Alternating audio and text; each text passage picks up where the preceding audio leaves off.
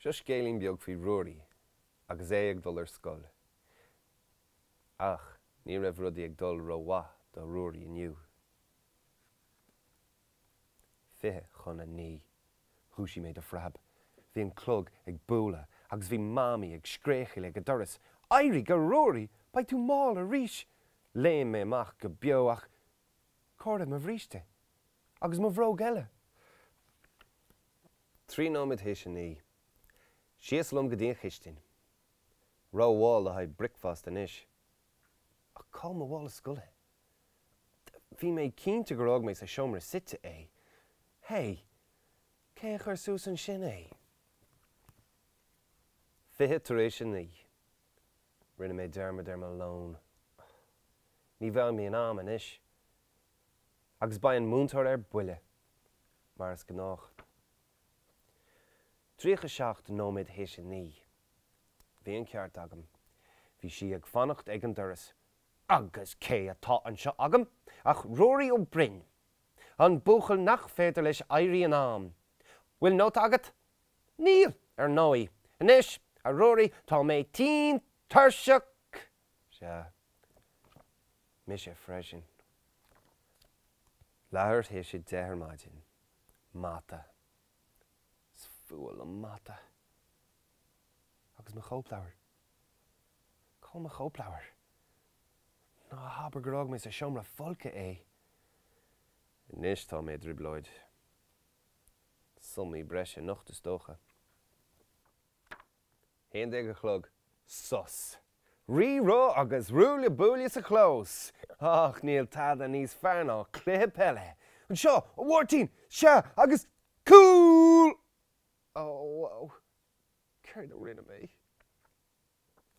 Trí nóid hééis a héan déag. Ach behimpiste é. Tuigim gachtain é sin ach a bháin an múntóir. Fan go cloisí do bháthar faoi seo ar siise go crusta. Is dachleat! Agus cé a bhí istí ach an ghrianghreafadóir.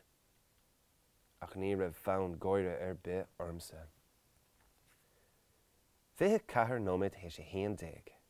Litrú. Bhfuil cead agam dul amach? Rinne méid dearmid glán ar réir. A trí as fiche. Sin scórdid. Rud eile le scríomh amach nocht. Leabhar tréis meán lei. Am lón.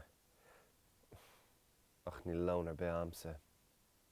Agus, cá mé fannacht is tí ag scríomh línte. Is fuil am an scoil. Chá nóid déag hééis a héana a chlog. Alín. Bhí gachrúd go bra gur thosaí sinné de chur isteach orm.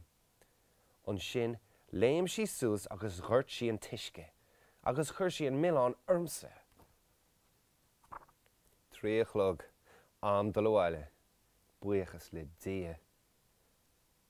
Ach céir dé an tarran sin.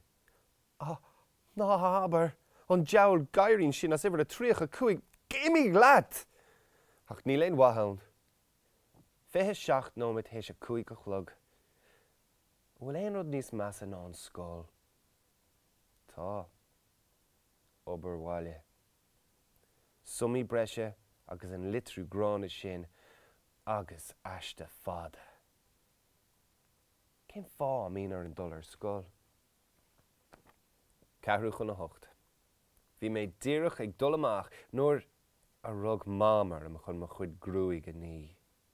Caithí tú bheith deas glán ag dul ar scóil a máireach. Gur agad do bhámaí ach barlam dearmad a dhéanamh ar sin. Leabhar hééis a hocht. Am codalta. Tá méid tuirseach tréachta. Bhí lá crua agam.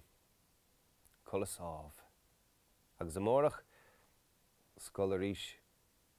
Oh well, sin scéal eile. Iwa.